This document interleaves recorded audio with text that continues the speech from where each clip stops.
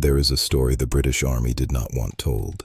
For decades after it happened, the official histories tiptoed around it, buried it in footnotes, or dressed it up with the language of tragic heroism rather than catastrophic failure. The reason was simple. On January 22, 1879, somewhere around 20,000 Zulu warriors armed largely with spears and cowhide shields annihilated a force of roughly 1,800 British and colonial troops equipped with the most advanced rifles and artillery of the age. It was not a skirmish. It was not a retreat gone wrong. It was the single worst defeat inflicted on a modern European army by an indigenous African force in the entire history of colonial warfare, and it happened to the empire that liked to tell itself it was unbeatable. The battle was called Isandlwana, and the name still makes military historians wince. To understand how the disaster unfolded, you have to understand the man who set it in motion, Lord Chelmsford. Chelmsford was a career soldier, competent by the standards of colonial campaigns, but he carried an assumption that would prove fatal. The assumption that African armies, however large, simply could not stand against disciplined British infantry firing breech-loading rifles in volley. In late 1878, the British colonial administration in South Africa manufactured a pretext for war against the independent Zulu kingdom. The kingdom, under its ruler King Cetshwayo, sat on land the British wanted folded into a confederation. An impossible ultimatum was delivered to Cetshwayo: disband his army, dismantle the military system his people had built over generations. Accept British oversight, knowing full well no Zulu king could comply and survive politically among his own people. When the deadline passed without compliance, Chelmsford had his war.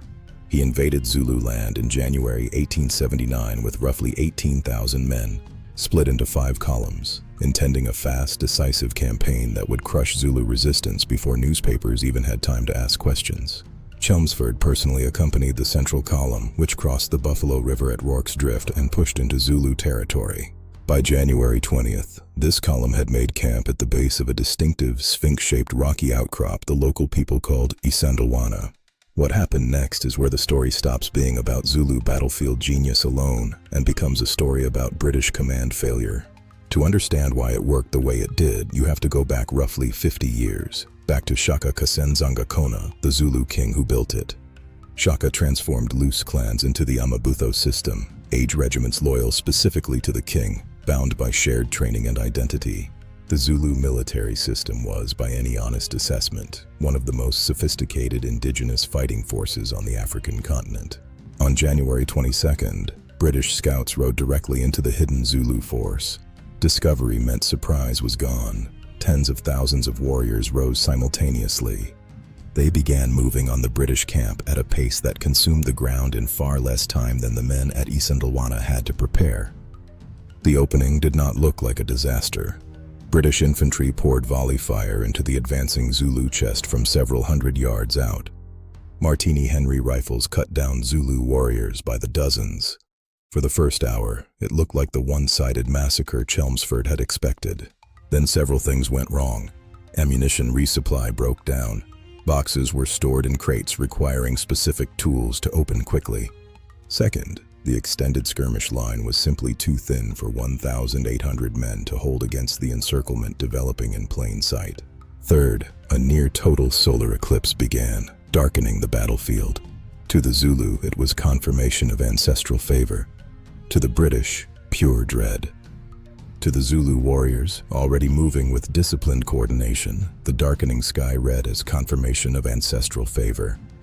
To the British line, already faltering under ammunition shortage, it added a layer of dread that further eroded cohesion. By early afternoon, the Zulu chest finally closed the distance and the horns met behind the camp. The British line was overrun. Rifle volleys meant little in close combat. Overrun in close combat where rifle volleys meant little against warriors now inside fighting range with the Ikawa, the short, broad-bladed stabbing spear. Somewhere around 1,300 to 1,400 men were killed. A modern Victorian army had been wiped out by warriors armed chiefly with spears. Chelmsford returned that evening to find Isandlwana littered with the dead. He marched back into the wreckage of his own command's reputation. For a few violent hours, the myth of British supremacy was simply untrue. And that is the part the Empire could never quite forgive or fully admit. Chelmsford was a career soldier, competent by the standards of colonial campaigns, but he carried an assumption that would prove fatal. The assumption that African armies, however large, simply could not stand against disciplined British infantry firing breech-loading rifles in volley. In late 1878, the British colonial administration in South Africa manufactured a pretext for war against the independent Zulu kingdom. The Zulu military system was, by any honest assessment, one of the most sophisticated indigenous fighting forces on the African continent. To understand why it worked the way it did, you have to go back roughly 50 years, back to Shaka, the Zulu king who built it.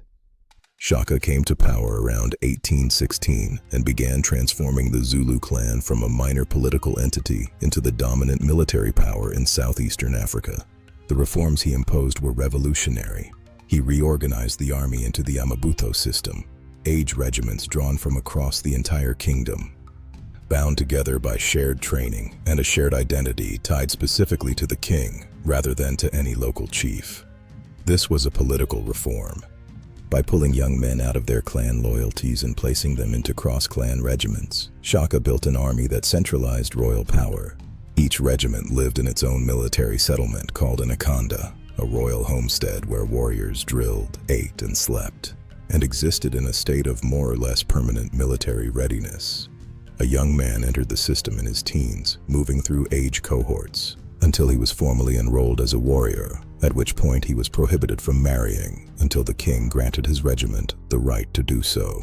This was deliberate policy. It kept warriors focused entirely on military identity during the most physically prime years of their lives, and it created an intense loyalty to the king, who would eventually grant the permission to start families and accumulate land.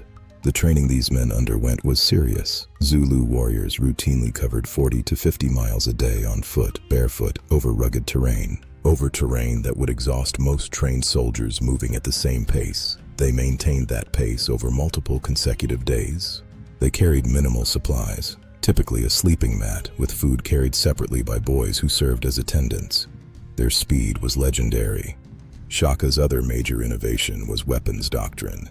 He abolished the throwing spear in favor of the ikalwa, a short, heavy stabbing spear. The name ikalwa was onomatopoeic. It described the sucking sound the broad blade made when withdrawn from a body. Devastatingly effective. Used with the cowhide shield to hook an opponent's defense away and expose them for a thrust. Against soldiers reloading rifles, it was lethal. The tactical formation this produced was the famous horns of the buffalo. The chest engaged frontally and held the enemy in place. The two horns, younger and faster warriors, ran wide around both flanks simultaneously to close behind the enemy and cut off retreat. The loins, the reserve, sat behind the chest with their backs to the battle, a practice said to prevent them from being swept up in the excitement.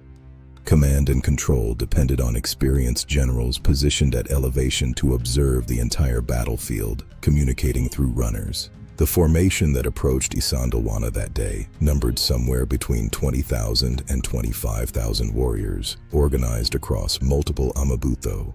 The commanders, under generals like the respected and experienced Cetshwayo Kamahole, had not actually intended to attack that day. Zulu custom held certain lunar phases inauspicious for battle, and January 22nd fell during one of them. The army had been resting, concealed in the Nwebeni Valley behind a ridgeline less than 5 miles from the British camp, an extraordinary feat of concealment. When British mounted scouts crested the ridge and rode directly into the resting force, there was a frozen moment of mutual shock, and then there was no longer a choice. Discovery meant the element of surprise was already gone. Tens of thousands of warriors rose and began moving on the British camp at a pace that consumed the ground in far less time than the men at Isandlwana had to prepare. The opening of the battle did not look like a disaster in the making. British infantry, formed into extended skirmish lines with artillery support, poured volley fire into the advancing Zulu chest formation from several hundred yards out. Martini Henry rifles fired heavy rounds, with serious stopping power, cutting down Zulu warriors by the dozens as they came across open ground. It must have looked like a one-sided massacre. For a window of time, it looked like exactly what Chelmsford had assumed. Then several things went wrong simultaneously. First, ammunition resupply broke down. Ammunition boxes were stored in heavily reinforced crates, requiring specific tools to open quickly. Quartermasters insisted on strict signing out procedures even in the heat of battle, and companies burned through their supply faster than runners could restock. Whatever the precise mechanism, men on the firing line began to find themselves with empty rifles at the worst possible moment. Second, the extended skirmish line was simply too thin and too long for 1,800 men to hold, especially once the two Zulu horns became visible, sweeping wide around both flanks. The British line had no reserve depth to plug gaps or react to the encirclement developing in plain sight. Third, and perhaps most devastatingly, a near-total solar eclipse began around early afternoon, darkening the battlefield. To the Zulu warriors, already moving with disciplined coordination, the darkening sky read as confirmation of ancestral favor.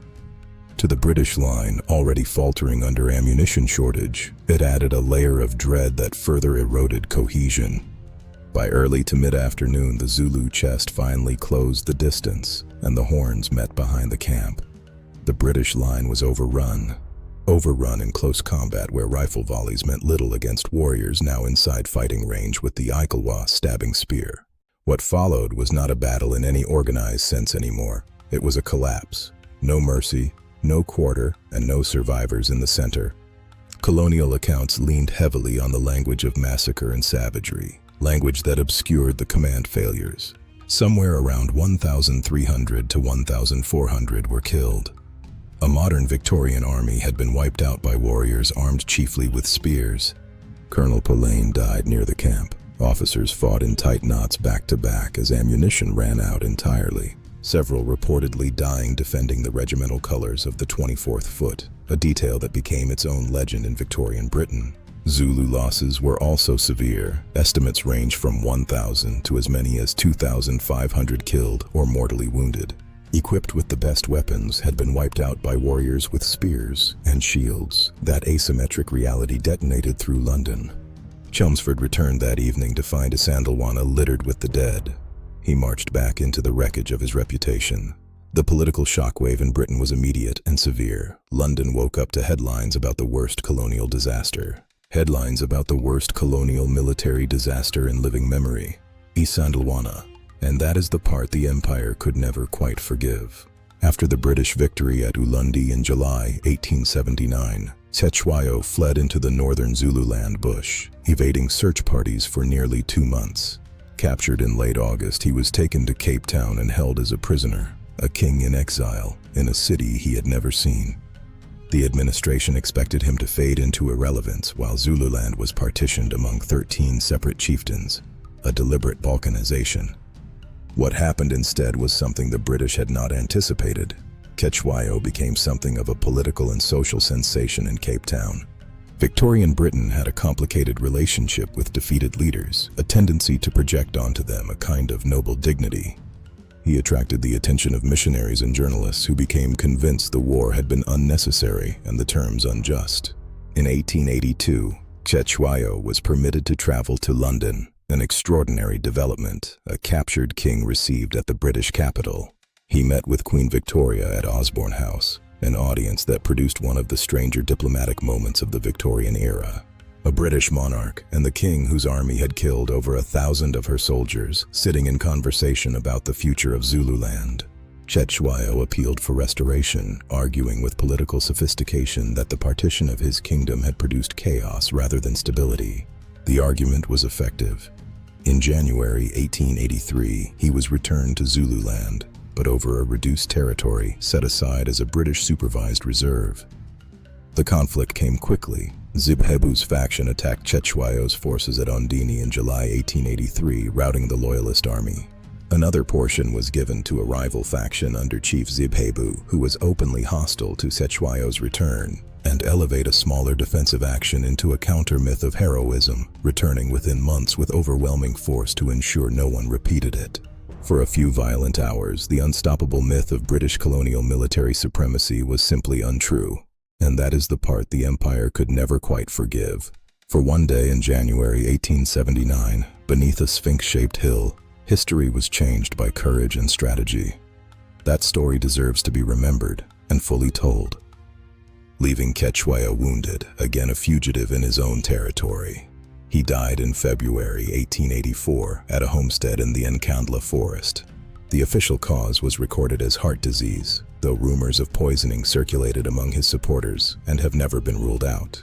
His son Anglo-Zulu took up the cause, entering into a controversial alliance with Boer settlers, an arrangement that brought disastrous consequences.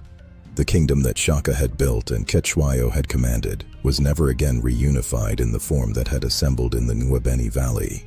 Cetshwayo's story reveals the specific kind of cruelty that distinguishes imperial policy from simple military conquest. They dismantled a civilization. He was not destroyed by the battlefield. He was destroyed by the machinery that follows the battlefield, the part of empire that never appears in the monuments. For the British Empire, Isandlwana represented something genuinely dangerous to its own mythology, not just a military defeat, but proof of failure. The assumption that rifle volleys made any non-European force harmless regardless of numbers had just been disproven in front of the entire world by an army that had no firearms industry, relying instead on organizational discipline, tactical coordination, and sheer courage under fire. A formal court of inquiry was convened, but its findings were notably restrained, careful not to assign direct blame to Chelmsford by name. Quartermaster Edward Bloomfield became a convenient scapegoat, even though the deeper failures sat squarely with command decisions made far above him.